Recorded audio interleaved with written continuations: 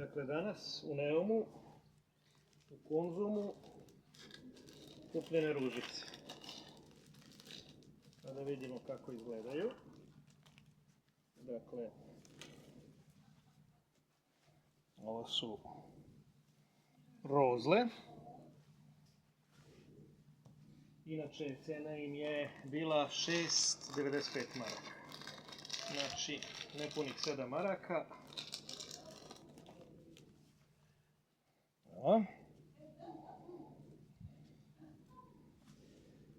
Ići će u žardonjericu, znači u ovu našu malu baščicu,